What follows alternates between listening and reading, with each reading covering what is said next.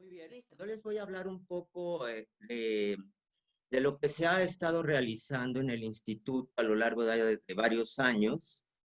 Y básicamente lo que voy a hacer es tratar de dar una presentación lo más ligera posible, no meterme tanto en gráficos, ni en resultados, ni en eh, cosas de este tipo, para que sea un poco más ligera la presentación y se les haga más sencillo entender lo que hemos estado haciendo a lo largo de estos años aquí en el instituto.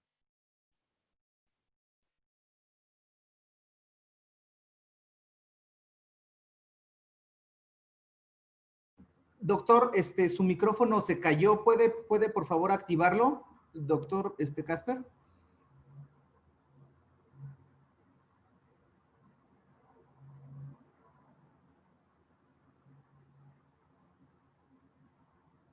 Ahí está ya, listo. Perdón.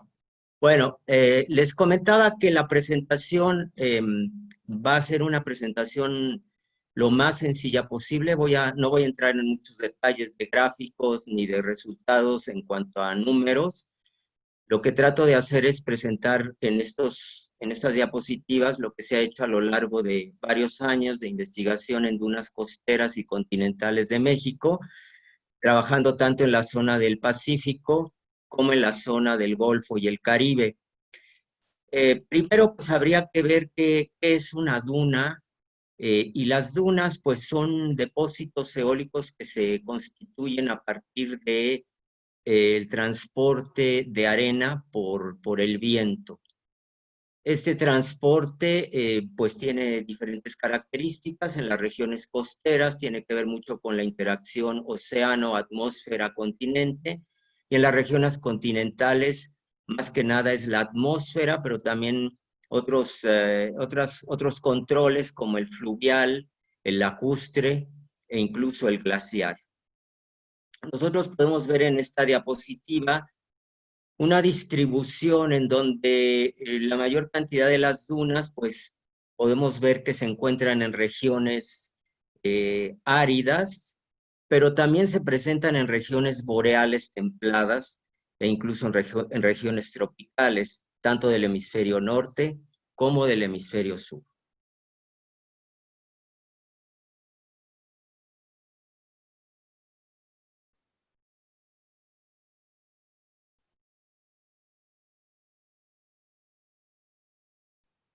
Aquí estamos viendo un pequeño cartón, una caricatura más bien del origen de las dunas.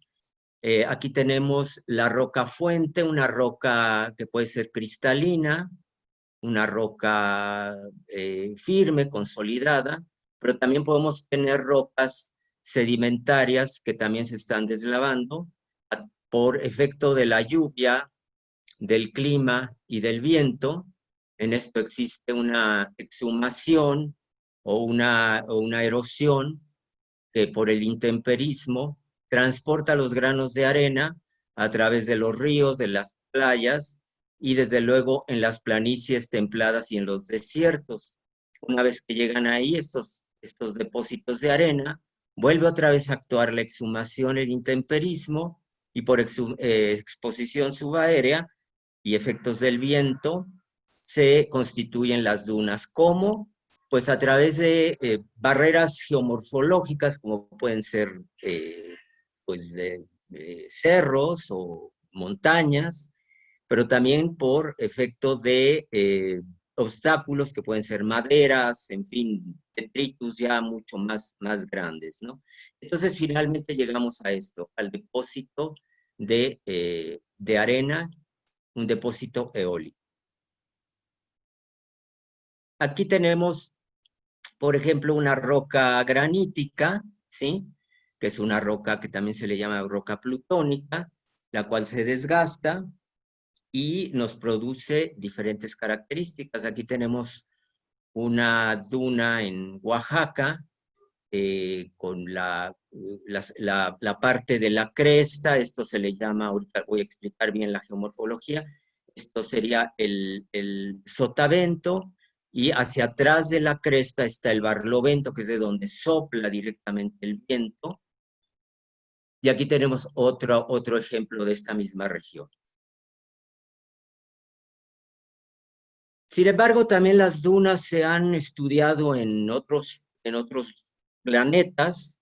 En Venus, en Marte y en el satélite Titán se han encontrado dunas, y esto nos hace suponer que las dunas han estado ahí actuando porque en un momento dado en el pasado existía una atmósfera que propiciaba cierta circulación y propiciaba la generación de las dunas a través de la deflación por parte de las partículas de arena en el terreno, y se formaban las dunas. Esto es interesante porque, por ejemplo, en Marte se han encontrado dunas que están congeladas. Entonces, esto está asociado un poco a lo que ya se ha visto en Marte, que es posible que exista una gran cantidad de agua. Entonces, ¿por qué es importante el estudio de las dunas? Bueno, en México es una cuestión que no se ha estudiado mucho, no se han metido mucho a fondo los investigadores en este terreno, a excepción de la doctora Patricia Moreno Casasola, que ha estudiado las dunas, pero desde un punto de vista más bien ecológico, biológico, las comunidades que habitan las dunas, tanto flora y fauna. Y es importante el estudio de las dunas porque esto nos puede marcar eh, eh, de alguna manera cómo las dunas van migrando y cómo están asociadas al viento. Entonces esto también puede dar indicios de dónde son los mejores lugares para los estudios preliminares para la instalación de programas piloto de energía eólica, ahora que tanto se habla de las energías sustentables. Pero también las dunas son importantes desde el punto de vista que protegen a las costas, por ejemplo, de los embates de huracanes y de tormentas. Y en México, pues se ha depredado literalmente las zonas de las dunas, como en el Caribe, donde se han construido hoteles por encima de las dunas, se ha saqueado la arena, y esto ha traído grandes consecuencias, como lo que hemos visto en zonas como Cancún, como Playa del Carmen, en fin, otros lugares, ¿no? Y bueno, desde luego, el microhábitat de reserva de flora y fauna es importante, pero también las dunas nos sirven como trazadores paleoclimáticos, porque si hacemos núcleos en paleodunas, por ejemplo, podemos saber cómo era el clima en el pasado, de acuerdo a la alteración de los minerales, que por ejemplo los feldespatos se convierten a minerales de arcilla, y esto nos puede reflejar si hubo un gran intemperismo químico por la lluvia, si en esa época llovió mucho o era una época de secas. Entonces, esto nos puede ayudar mucho en estos estudios. Aquí están las zonas que hemos estudiado. En el noroeste, el desierto de Altar, la costa de Sonora, básicamente enfocándonos a Puerto Peñasco y el Golfo de Santa Clara. Y en el Vizcaíno, entre el límite de Baja California y Baja California Sur, frente a la bahía de Sebastián Vizcaíno, donde arriban las ballenas. Es una zona muy interesante y muy importante porque es una reserva de la biosfera, lo mismo que el desierto de Altar, está ya decretada como reserva importante del país. Ya hemos podido estar ahí, son lugares verdaderamente extraordinarios en el paisaje y desde todos los puntos de vista. También tenemos en el Golfo, pues en el norte, pasaba yo de noroeste al norte, en Samalayuca, donde tenemos las dunas de Chihuahua, cerca de Ciudad Juárez, dunas que se han creado a partir de un paleolago. Y luego tenemos a Tamaulipas, Veracruz y Yucatán, que comprenderían la parte del Golfo y parte del Caribe Golfo en Yucatán. Y por último, Oaxaca en la zona del Pacífico Sur de México, en el Istmo de Tehuantepec. Pero también hemos hecho estudios en otros lugares. Durante mi estancia postdoctoral en Wellington, en Nueva Zelanda, hice algunos estudios en dunas de Nueva Zelanda, en la isla del norte, que es esta zona de aquí, muy al norte de la isla del norte, la península de Coromandel, y luego aquí en Farewell Spit, y cerca de la zona de Wellington, la capital de Nueva Zelanda, donde se hizo bastantes estudios de dunas. Ya están publicados varios artículos de esta región, junto con el doctor Dickinson de la Escuela de Ciencias de la Tierra en Wellington. Aquí, por ejemplo, tenemos que las dunas en Nueva Zelanda tienen de un 98 a un 99% de cuarzo, lo cual es muy interesante porque el color es prácticamente blanco. Entonces, no hay otro tipo de trazas de minerales.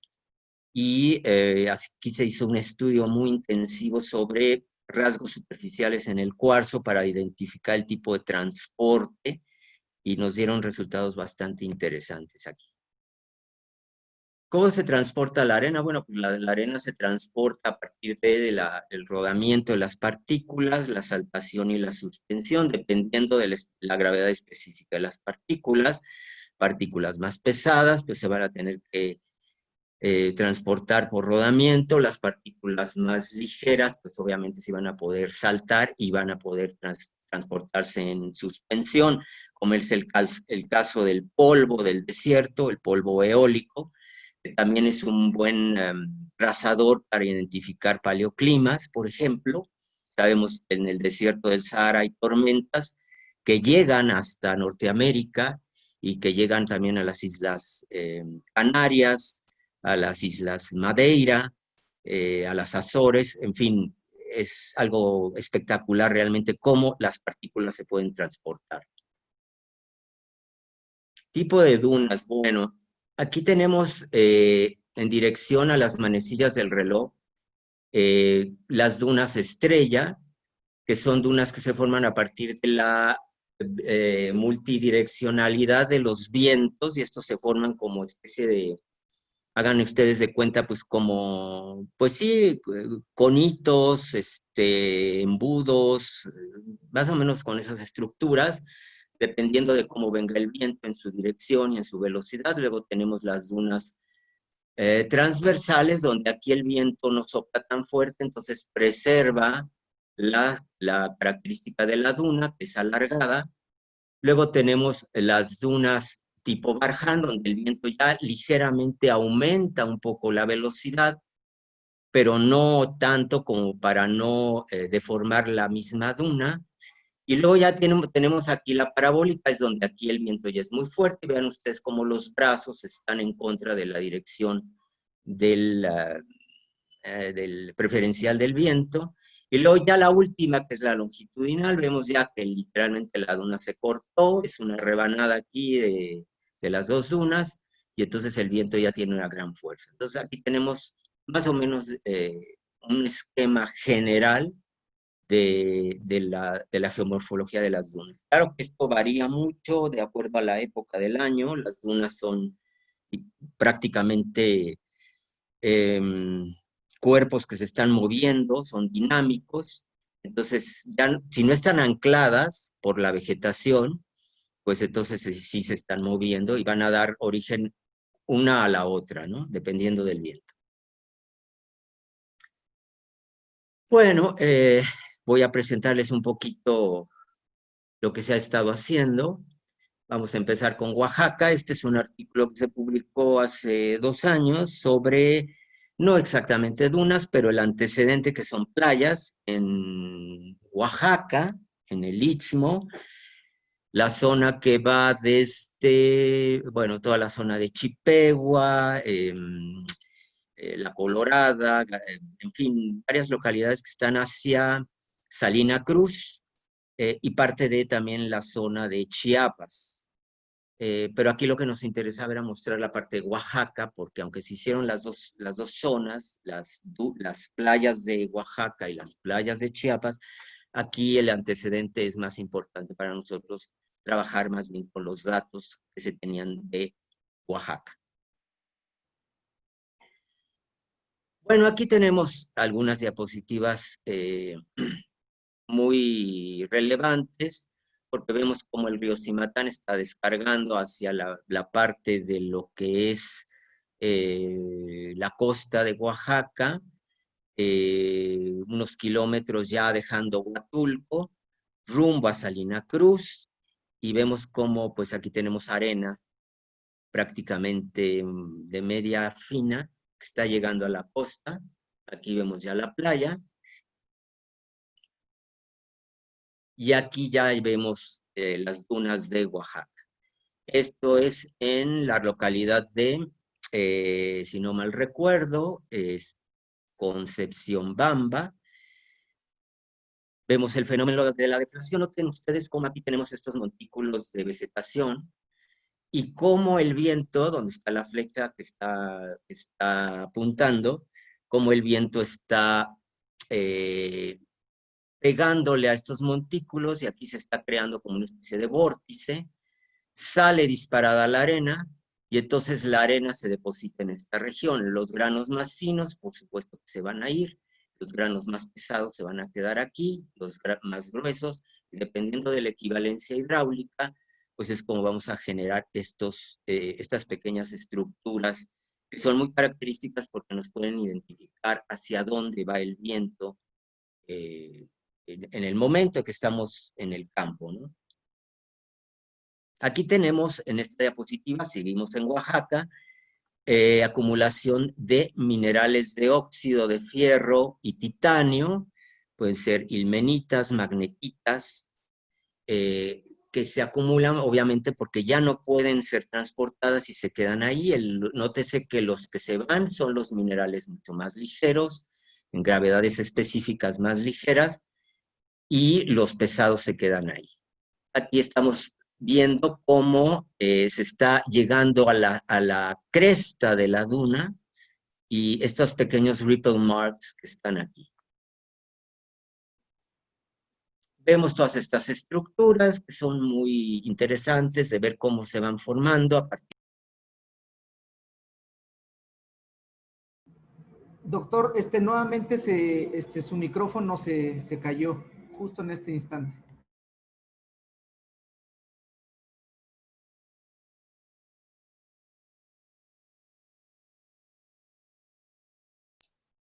¿Ya? Sí, listo. Sí, ya. Me perdí. ¿Sí me escucharon lo último o no? Sí, solo se cayó un segundo. Ok.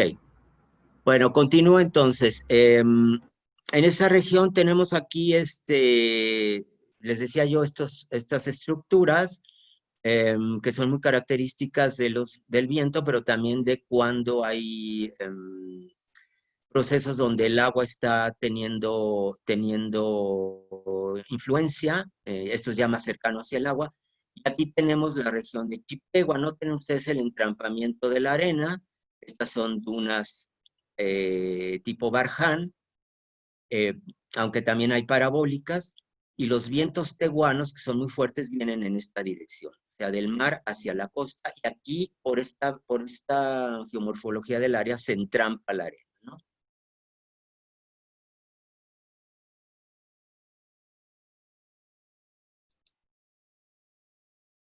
Aquí podemos ver la evidencia de cómo el viento y la lluvia están creando estas estrías llamadas también en inglés wind grooves, que son estrías que se crean porque está pegando el viento. Podemos ver la dirección del viento, es hacia donde está apuntando más o menos la pluma, aquí.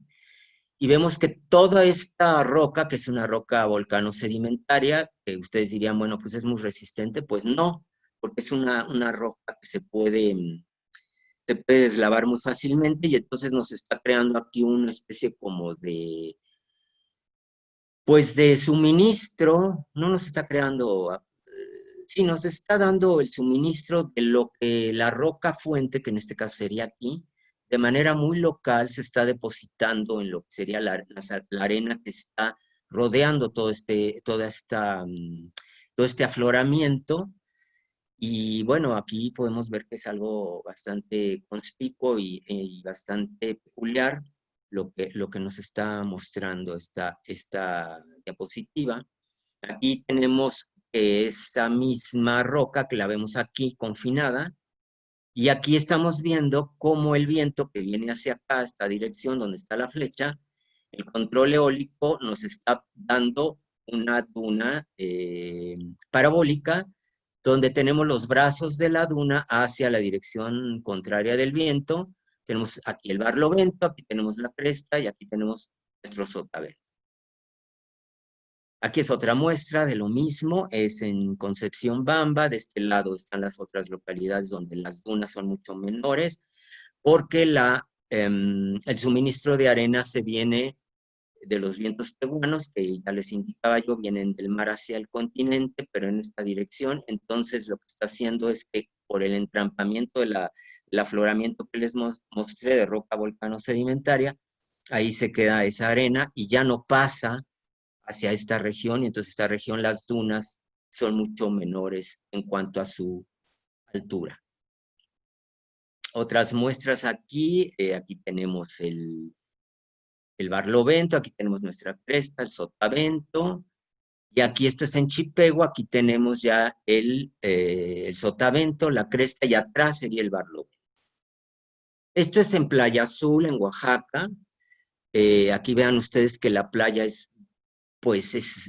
no hay casi playa, casi todo es un montículo eólico aquí muy bien definido. Es donde aquí tenemos también el entrampamiento. Vean ustedes estos afloramientos aquí, que también son de roca volcano sedimentaria. Lo mismo aquí. Y bueno, la geoquímica, ¿para qué nos sirve? Bueno, la geoquímica es una parte de la geología que nos ayuda a identificar a partir de elementos químicos cómo son los patrones de distribución de nuestros elementos mayores, traza y tierras raras. Los elementos mayores que se muestran aquí son básicamente elementos que son muy abundantes, y los elementos muy móviles, como el calcio, el sodio y el potasio, que pues prácticamente fluctúan muchísimo. Entonces los utilizamos pues más o menos para dar una idea de cómo se van comportando nuestra arena.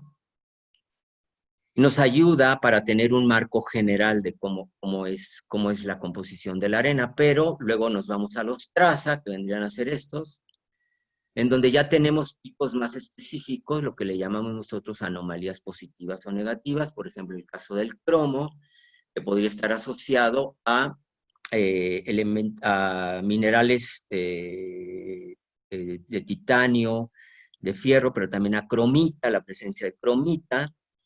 Y las tierras raras, que son todavía mucho más específicas en sus huellas digitales para identificar la génesis de nuestra duna, en este caso, pues el origen de la arena, de dónde, qué rocas parentales vienen.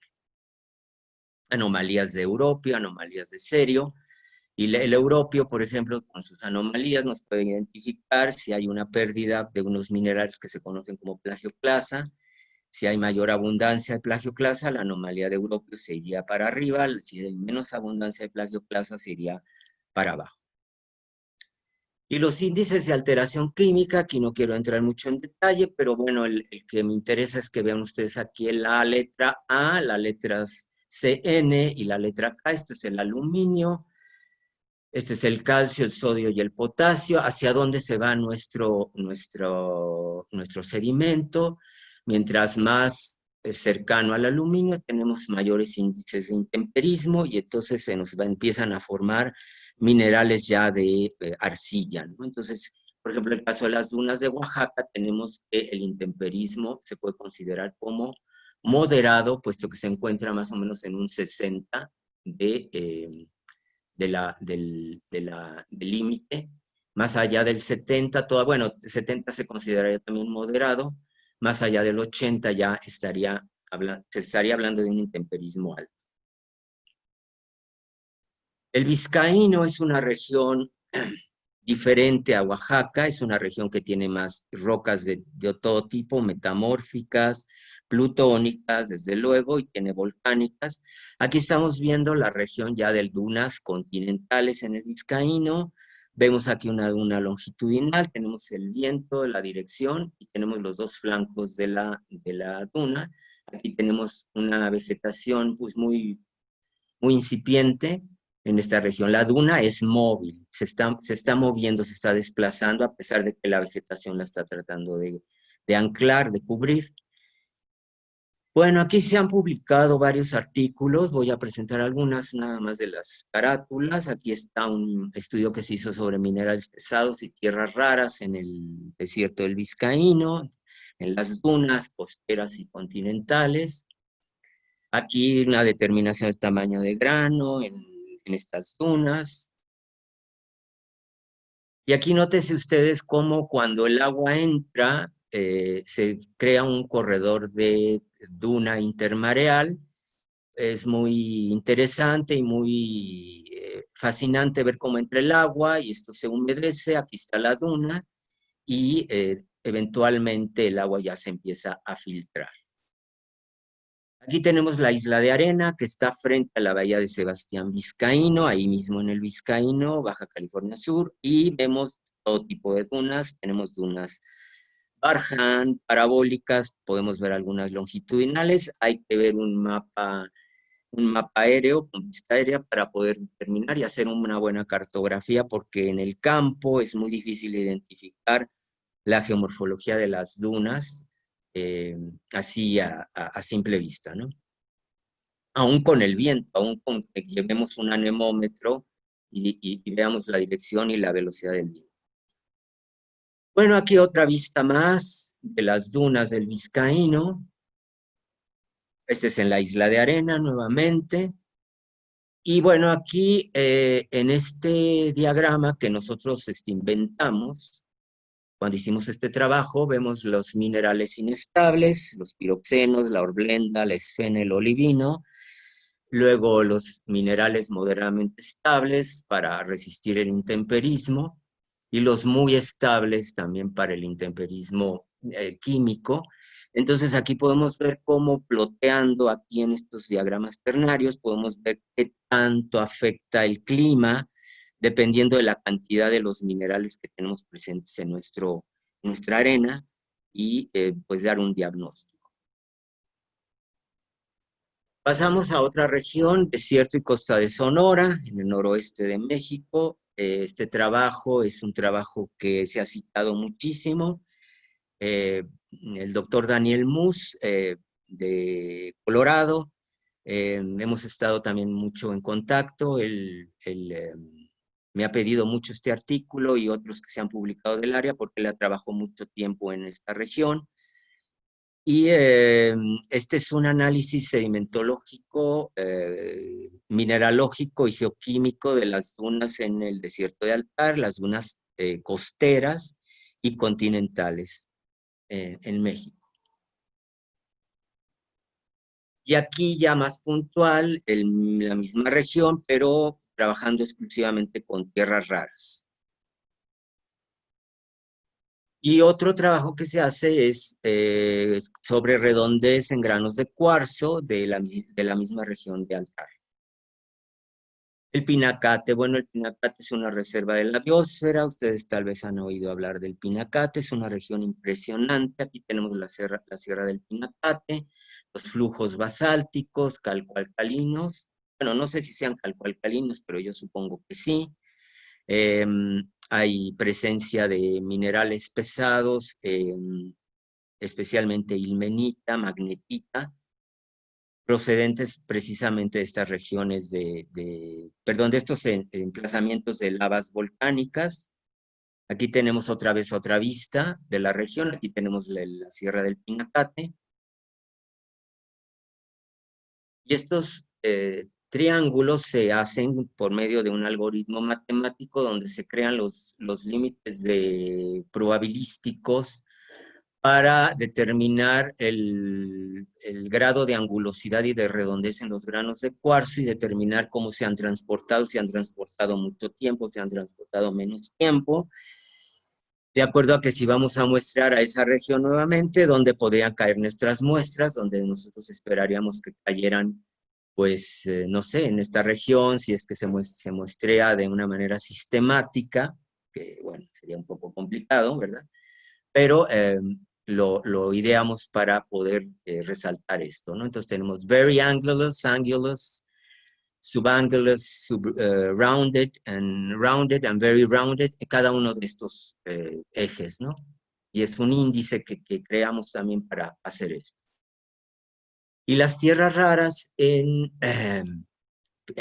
la región de Sonora, pues nos están determinando que literalmente la fuente de origen de la arena, de las dunas, es granítica, plutónica, y parte del delta del río Colorado es lo que está causando que se formen, o que hayan formado estos depósitos eólicos a lo largo ya de mucho tiempo. Entonces, es de ahí de donde nos podemos basar en estas señales. Generalmente cuando tenemos estas señales de tierras raras muy pues semi-horizontal, no están totalmente horizontales, pero bueno, más o menos horizontales. Estamos hablando de una fuente que podría ser de félsica a intermedia, de tipo andesítica, pero también podría ser un tipo graneodorita o una diorita o un granito. Lo mismo aquí, los límites de probabilidad para efectuar estudios de superficies encontrados en los granos. Ahorita voy a hablar un poquito de eso a través de la microscopía electrónica de barrido, en granos de cuarzo, pero los hemos trabajado también en ilmenita y actualmente se está haciendo una tesis de maestría en el olivino, para determinar si el olivino es susceptible para darnos señales de transporte, a pesar de que el olivino es un mineral muy inestable.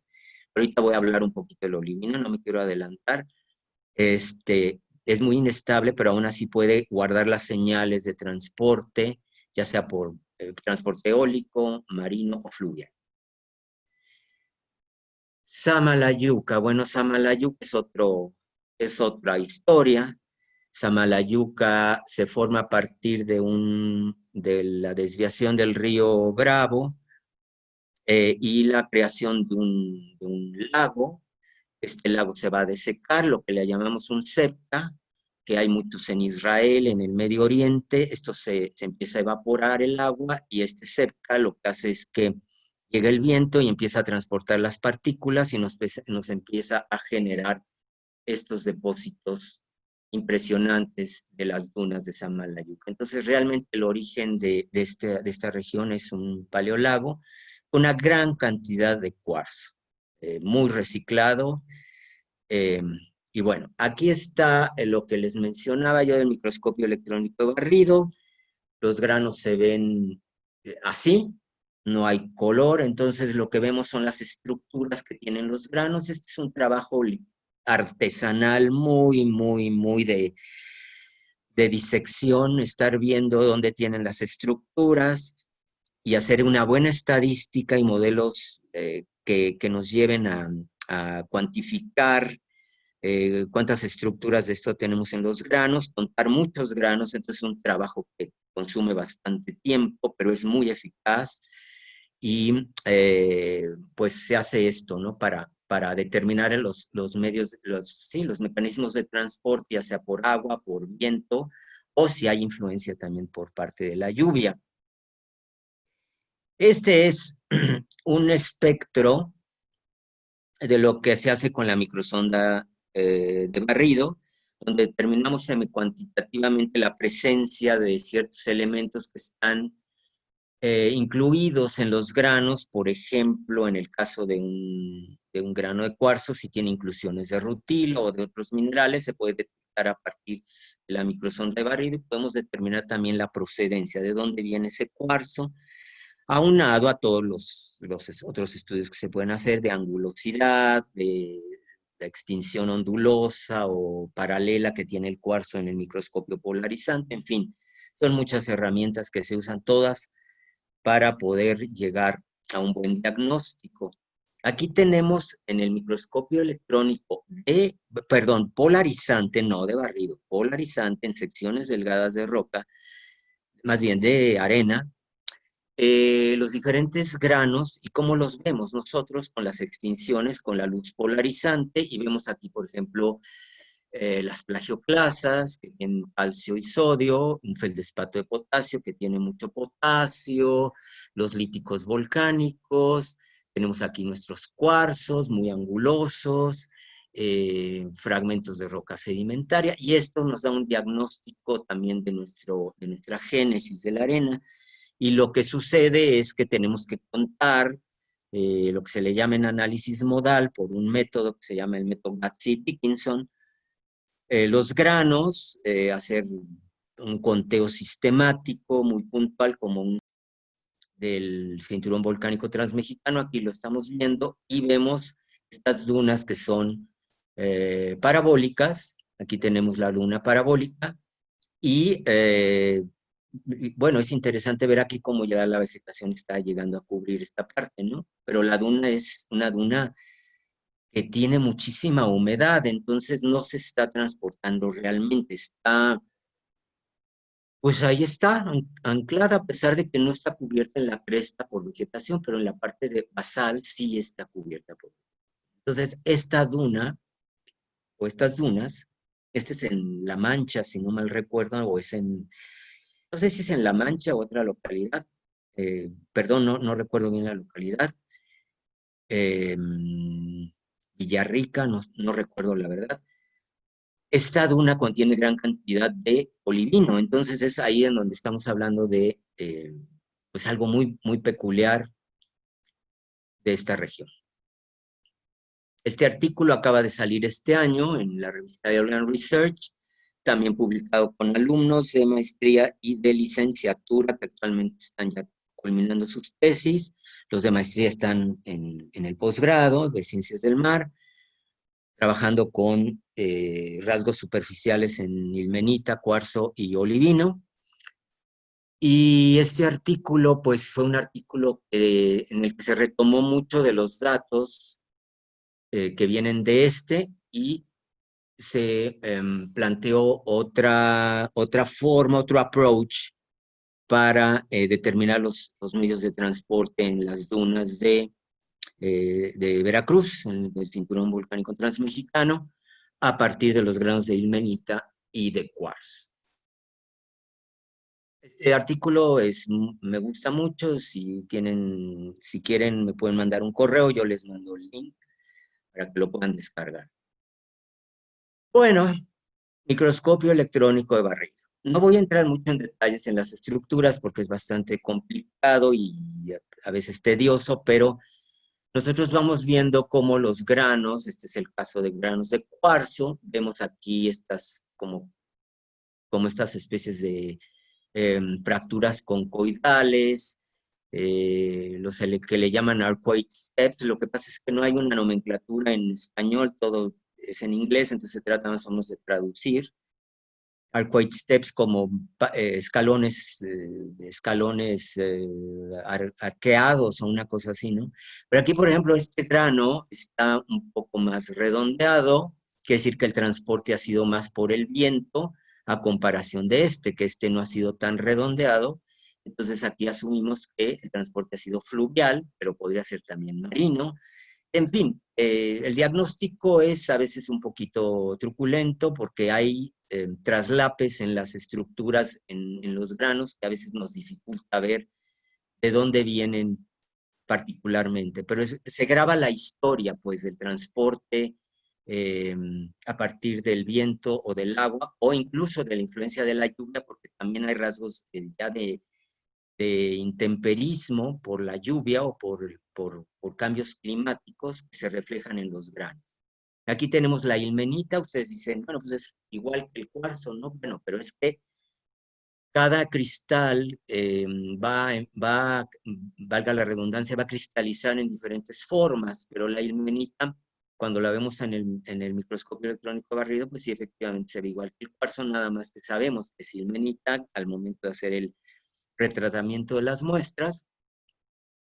Aquí vemos los arcuate steps o placas invertidas. Aquí tenemos una ilmenita que no ha sido transportada. Aquí tenemos una ilmenita que ha sido transportada por el viento. para identificar, insisto, si es fluvial o es marino para estas estructuras, estas tres, pues es a veces complicado. Y aquí tenemos ya el olivino. Estamos viendo el olivino cómo se comporta. No hemos llegado todavía a un diagnóstico, pero estamos en eso. Tamaulipas. Bueno, Tamaulipas, una región donde desafortunadamente las dunas han estado muy impactadas.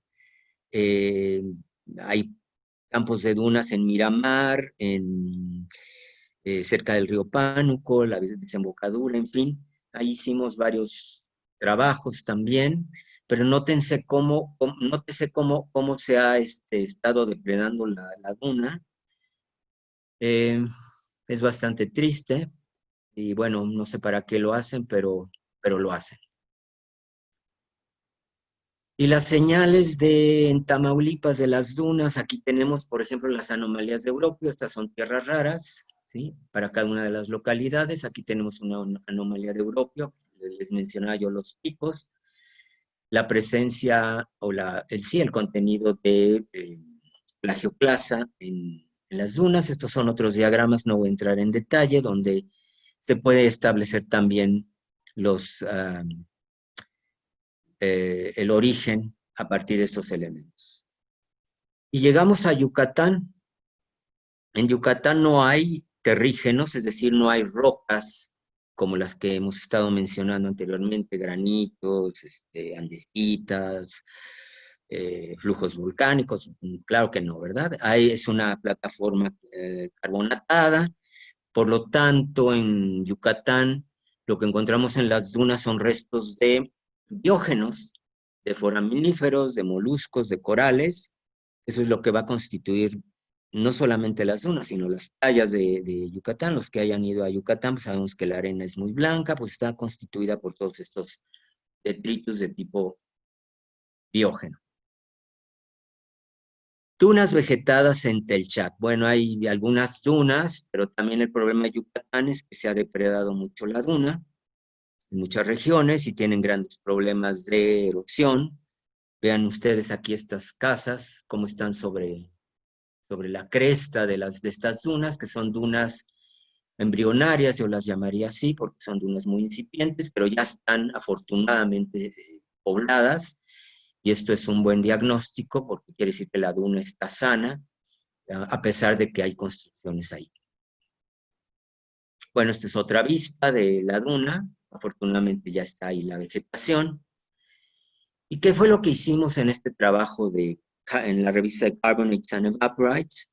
Fue hacer un trabajo con foraminíferos. Foraminíferos que los tomamos como si fueran minerales, para establecer también cómo el foraminífero se transportaba. Una vez que ya estaba la tafonomía identificada, o sea que ya estaba muerto el organismo, utilizamos los caparazones o en fin, la estructura externa del fora.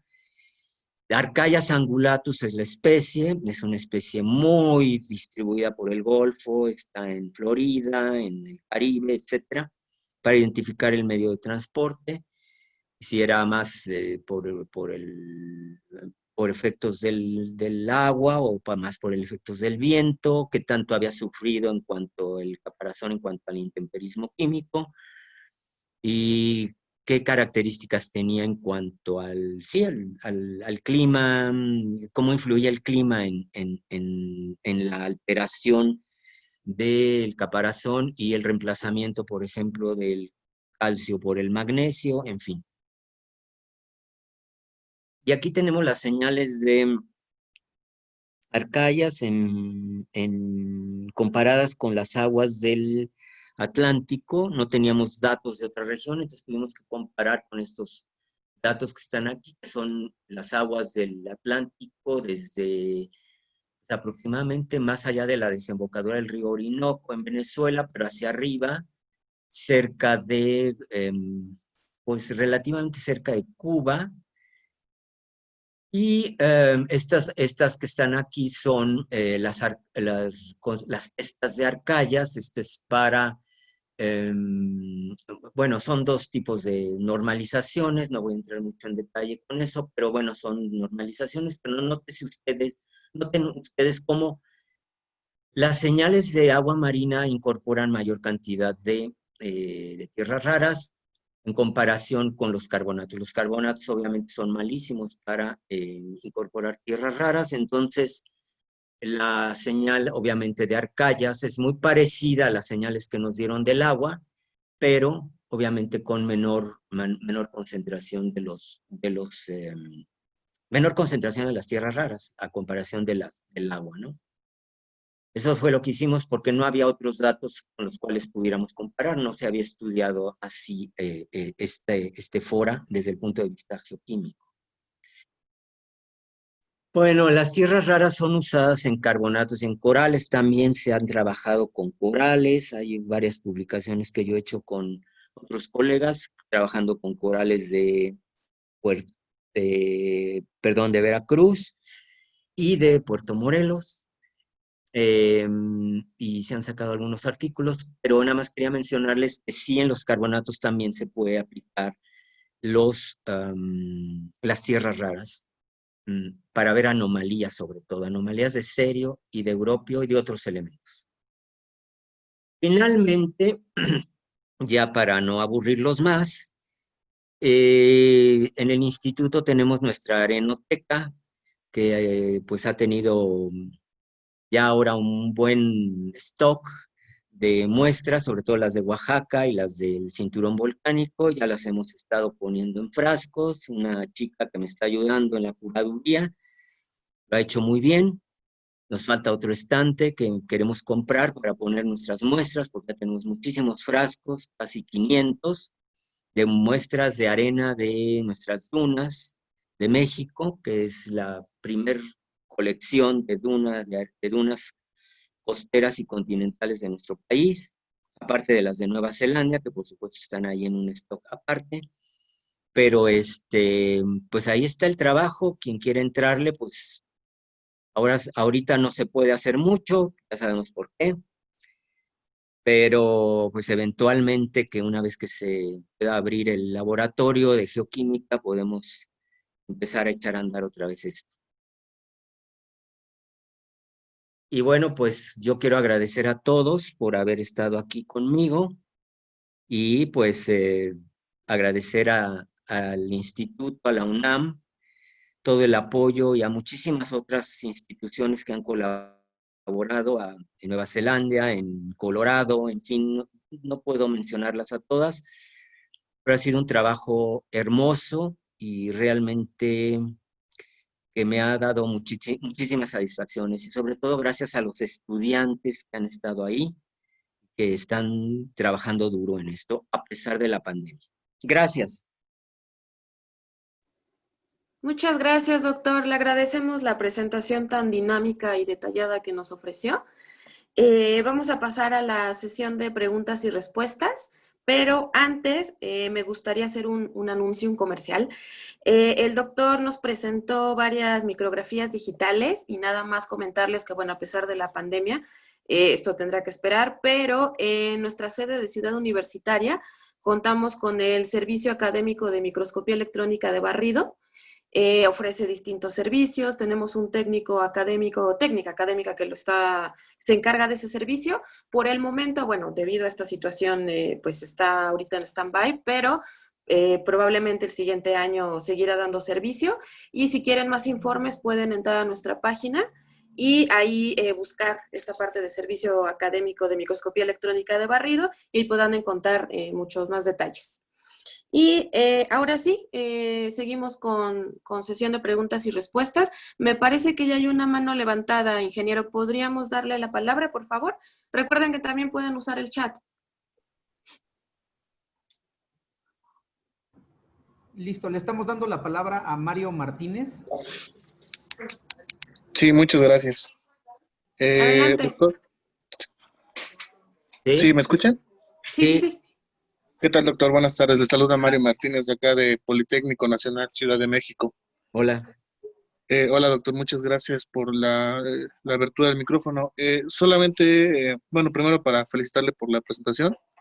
Es muy amplio el dominio que demuestra en sus artículos y por lo que veo le le ha entrado a varios ambientes, ¿no? No solamente bueno, no solo con terrígenos, sino también a la parte carbonatada, y eso es algo que le admiro mucho. Mi pregunta es tal vez un poco o bastante técnica, y es, yo estoy próximo a empezar un estudio de arenas, y algo que me preocupa un poco es acerca del muestreo, una técnica de muestreo adecuada, ya que tengo que hacer geoquímica y mineralogía, y pues no quiero contaminar mis muestras, ¿no? Entonces, yo no sé si usted podría darme una recomendación de este sentido técnica, porque veo que también he hecho estudios de geoquímica y seguramente ha de haber una buena práctica para evitar la contaminación entre muestras en un mismo lugar incluso. No sé si podría comentarme al respecto. Sí, gracias. Bueno, antes que nada, se tiene que identificar qué tipo de muestreo se va a hacer, si es un muestreo por medio de núcleos o un muestreo superficial. Yo no trabajo con núcleos, todas mis No, muestras son... sí, es superficial, es apenas, no sé, la profundidad máxima que tal vez alcanzaré es de 1 metro cuando mucho. Bueno, yo no hago ni siquiera 1 metro, todas mis Ok, muestras son superficiales. El muestreo que yo hago es un muestreo, en caso de las dunas, yo estoy hablando de las dunas, claro, es un muestreo que es muy sistemático y procurar no concentrarme, en el caso de terrígenos, por ejemplo, no concentrarme en regiones donde se vean acumulaciones de minerales pesados, como los que mostré en la diapositiva esta de, a ver si la puedo tener aquí. Este, por ejemplo, ok. aquí tenemos manchones de terrígenos. ¿Sí se ve? Sí, sí, sí, ¿Ok? Bueno, en el caso de terrígenos ahí tenemos manchones, ¿no? Entonces no muestrear ahí, obviamente, porque me va a dar una señal geoquímica particular. particular y que no va congruente a lo que estoy haciendo. Entonces, en el caso de terrígenos es esto, en carbonatados, procurar también que el tamaño de grano sea más o menos estándar, aunque yo, por ejemplo, en el caso de Yucatán, traté de buscar, porque yo tenía que hacer, por ejemplo, en un artículo que yo hice, hacer la identificación de algunos organismos. Entonces sí tuve que muestrear moluscos y tuve, por ejemplo, fragmentos de concha, y luego irme a una región donde no hubiera tanto fragmentos de concha, es decir, tratar de evitar eso, pero es complicado, no es tan fácil porque no sé qué tanta resolución se pueda tener con respecto a esto, y sobre todo lo que es importante es ver cuál es el objetivo del trabajo que se quiere hacer. Es un objetivo de únicamente identificar, no sé, diagénesis o en los sedimentos carbonatados, es decir, si hay reemplazamientos de un elemento por otro, pues podría hacerse en tamaños indistintos, pero identificar muy bien qué es lo que se tiene, si se tienen olitas, si se tienen foraminíferos, si se tienen moluscos, porque no es lo mismo un organismo que otro, o restos de corales, por ejemplo, ¿no?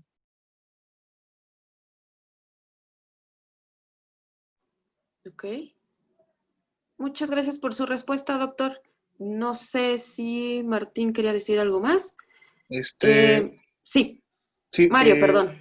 sí, sí, no, no, cuidado. En mi caso, doctor, la verdad es que el estudio que voy a hacer es, creo yo, muy básico porque quiero identificar facies minerales en una zona desértica que es arenosa, y y a lo mejor un poquito de geoquímica, a lo mejor elementos mayores, de fluorescencia de rayos X en todo caso.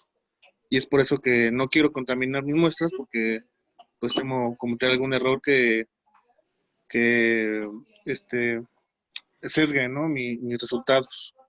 Bueno, si Y son, sí, perdón, si son terrígenos o son carbonatados, no sé, ¿son terrígenos? terrígenos, terrígenos, sí.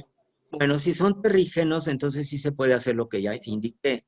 O sea, se hace un muestreo sistemático procurando evitar manchones donde haya minerales pesados y hacer un muestreo sistemático procurando evitar eso.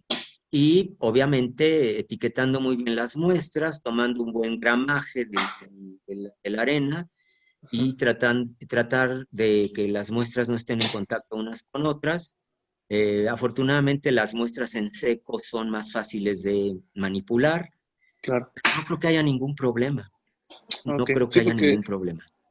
sí, porque incluso había pensado en llevar un poco de acetona para limpiar mis instrumentos o algo.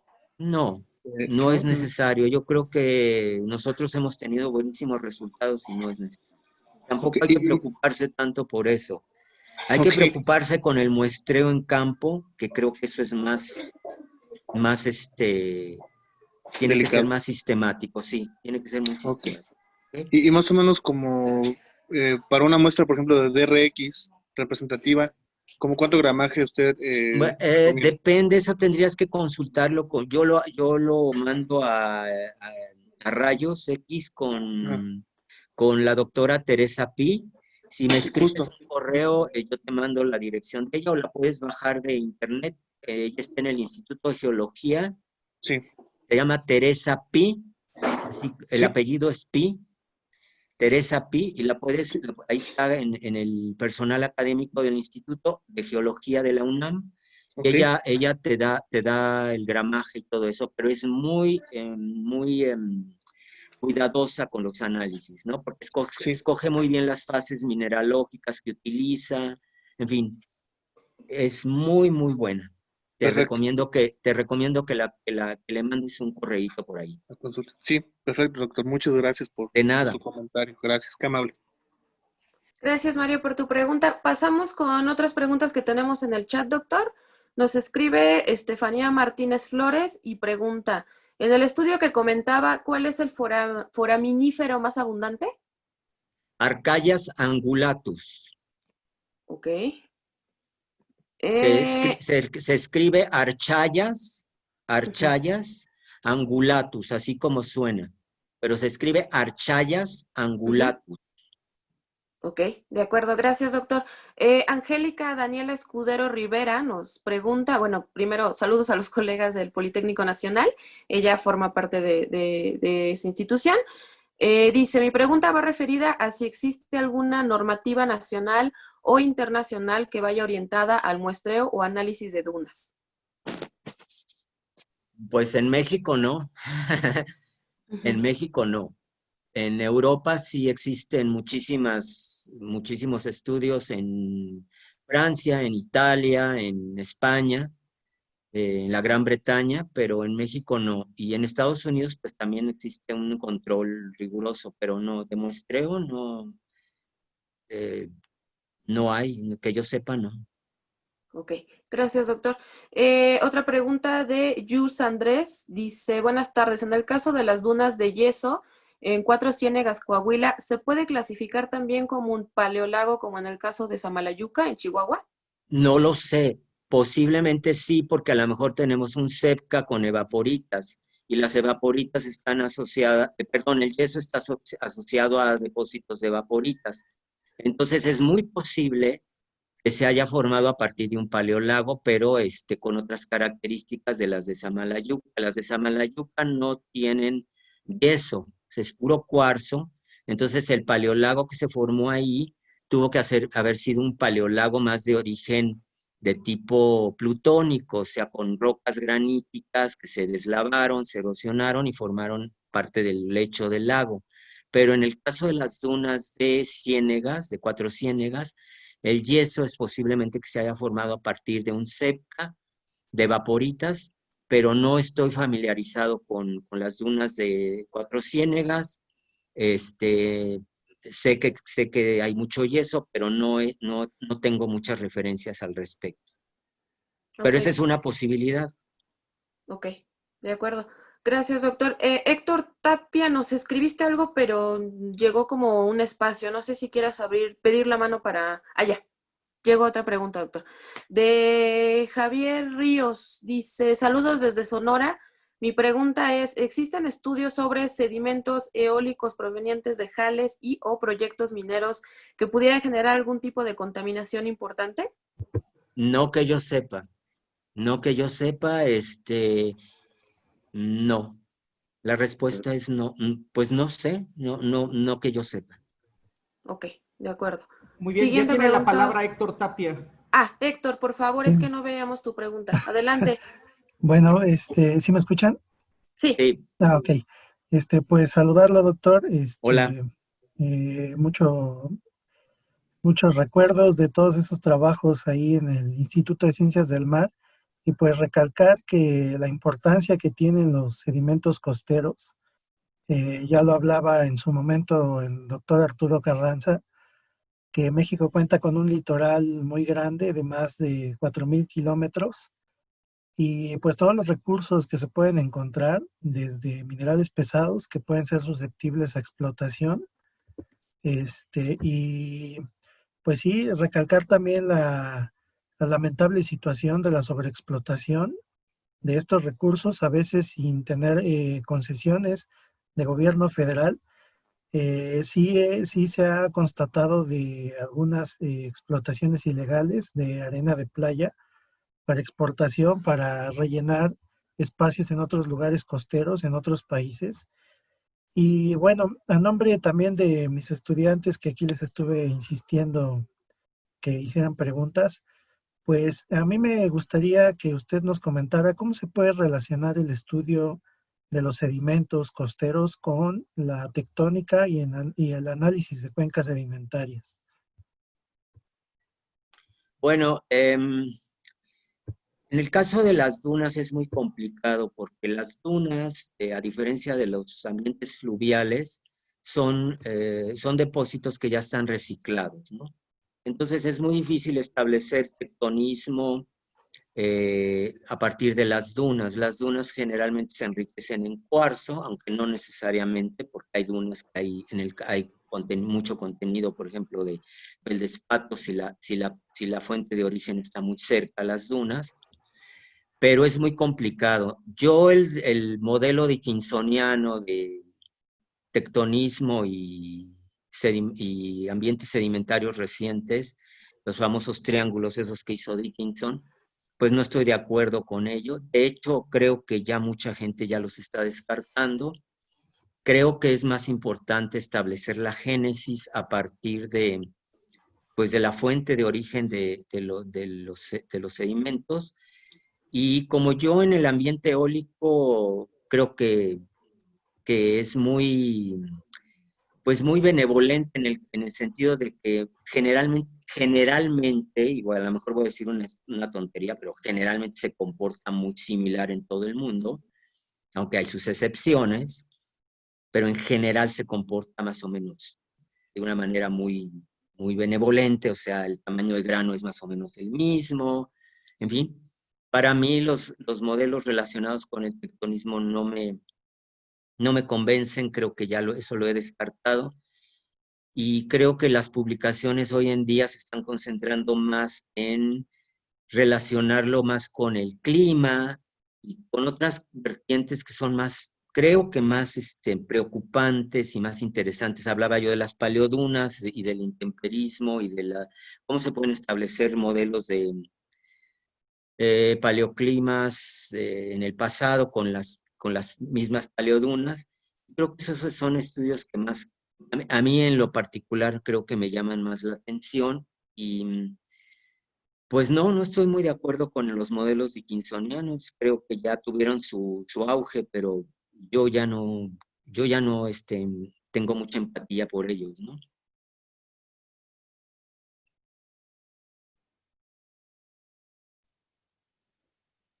ok. No sé si te contesté la pregunta o también había otra parte que creo que no te contesté, de lo de ambientes sedimentarios, cuencas sedimentarias, ¿no? Sí, era relacionado al análisis de cuencas sedimentarias. Pues es lo mismo, ¿no? O sea, el análisis de cuencas sedimentarias, y creo que tú lo sabes también, porque ya trabajaste mucho en eso, tiene que ver mucho con procedencia, ¿no? Con génesis, y tiene que ver con transporte. Entonces, no se puede entender una cuenca sedimentaria si no se entiende la génesis, de dónde viene el sedimento que nos está ocupando, trátese de un río, trátese de un abanico aluvial, trátese de un glaciar, o trátese de ambientes eólicos, ¿no? Los ambientes eólicos también tienen su chiste y a veces son muy complicados de estudiar, pero bueno, pues hay que entrarle a todo, a la génesis, más que procedencia, a mí me gusta decirle génesis, el origen, y en los medios de transporte, ¿no? Cómo llegó, cómo se comportan, si hay sedimentos que están siendo reciclados, si los sedimentos están estáticos, si son relictos, en fin. Y creo que la mineralogía y la geoquímica nos ayudan mucho en ese sentido. Pero claro, hay que utilizar otras herramientas como las que mencioné aquí en la presentación, ¿no? Microscopía y también ser muy creativos, ¿no? Echarle mucha creatividad a todo esto, porque parte de todo esto tiene que ver mucho con la creatividad. Sí, gracias. Muchas gracias, Héctor, por tu pregunta. Nos da tiempo para 2 preguntas más, doctor, y ya concluiré esta sesión. Nos pregunta Hugo Salgado, en ambientes transicionales es muy fácil confundir un ambiente submareal y un ambiente supramareal. En zonas como las islas del Caribe, su identificación a partir de tipo de grano, redondez y en ocasiones hasta en los cementos, a veces se malinterpreta. La pregunta es, ¿existiría algún método eficaz para discriminar entre estas facies? Bueno, dependiendo de dónde está el alcance del agua. Básicamente es observar en el campo hacia dónde está la berma, por ejemplo, el supratidal y el subtidal, ¿no? Entonces, creo que es ahí donde se tiene que identificar. Nosotros cuando hacemos estudios en los ambientes costeros, identificamos dónde está la supraplaya, la mesoplaya y la infraplaya, la mesoplaya y la supraplaya. Creo que ese es el perfil que nosotros adecuamos. El tamaño de grano sí es importante porque generalmente la zona de infraplaya donde rompen las olas, el tamaño de grano es mucho más grueso, en donde tenemos la zona de swash o de vaivén del oleaje, donde el tamaño de grano se va haciendo menos grueso, y luego en la zona de supraplaya tenemos el tamaño de grano más fino. Pero esto no necesariamente ocurre así. Cuando hay tsunamis o cuando hay otro tipo de eventos, hay una reversión de la textura granulométrica, entonces es difícil identificarlo, ¿no? Pero creo que pues es importante tener un control geomorfológico más que otra cosa, ¿no? Pero, esa es la idea. Y desde el punto de vista de tamaño de grano, pues sí se pueden hacer ciertos diagnósticos, aunque tiene sus bemoles, ¿no? Como todo. Claro. Muchas gracias por tu pregunta, Hugo. Y concluimos con una pregunta, doctor, que, bueno, tiene que ver con toda la situación que vivimos actualmente y con esta antropausa o antropopausa que vivimos. Sergio Valdés pregunta, ¿cómo afecta el turismo a las dunas costeras y cómo se puede erradicar? Muchísimo, afecta muchísimo las motos y las cuatrimotos y todo eso afecta muchísimo. Hay lugares en Estados Unidos donde ya se han hecho senderos propiamente para que se haga turismo de aventuras, de adrenalina, por decirlo de alguna manera. Y los sandboarding, también hay parques que se han creado donde hay dunas, pero específicamente para el sandboarding, para aventarse en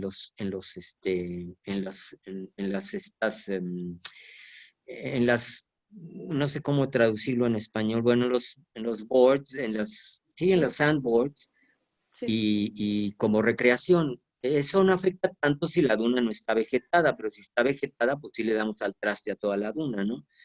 Pero más que nada, lo que me preocupa son la infraestructura de hotelera y la cuestión de la corrupción que existe. O sea, se construye de una manera devastadora en zonas como el Caribe mexicano, en la Riviera Maya, donde le han dado al traste a las dunas, le han dado traste al mangle, le han dado traste a todo, por dinero. Entonces no Claro. se vale, porque uno que trabaja con estos ambientes se da cuenta de cómo está deteriorado los ambientes. Los que trabajan con mangles, pues también van a abogar por los mangles. Los que trabajan con lagunas costeras, lo mismo, en fin. Pero creo que las nuevas generaciones son las que se tienen que poner las pilas para acabar con esto, ¿no? Y protestar y salir y decir que no se vale.